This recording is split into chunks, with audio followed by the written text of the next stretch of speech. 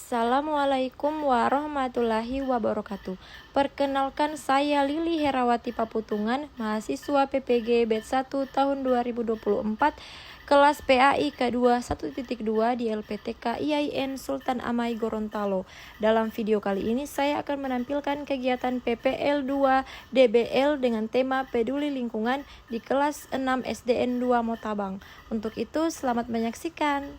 Assalamualaikum, apa kabar? Baik. Assalamualaikum, apa kabar? Baik. Assalamualaikum. Waalaikumsalam. Assalamualaikum, apa kabar? Baik. Alhamdulillah, hari ini kita diberikan kesehatan oleh Allah sehingga dapat hadir di sekolah dengan sehat dan baik. Selanjutnya kita awali pembelajaran kita hari ini dengan berdoa. Tetapi berdoa kita mulai dengan expressing dulu. Coba kasih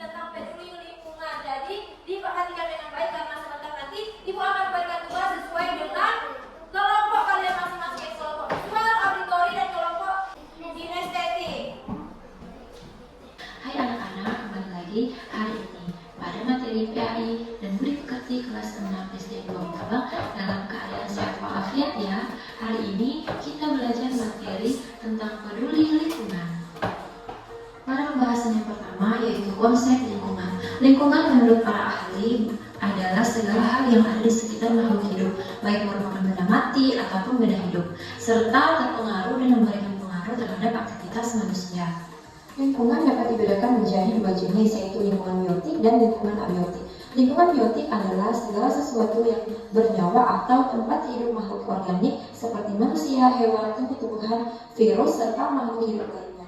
Sedangkan lingkungan abiotik merupakan kebalikan dari lingkungan biotik, yaitu segala sesuatu yang tidak bernyawa atau anorganik seperti batuan, mineral, tanah, maupun unsur alam lainnya. Keempat, menambah penghasilan bagi manusia. Kelima, menunjang kesehatan dan kesejahteraan. Jadi kita harus mengetahui manfaat terhadap kepedulian terhadap lingkungan.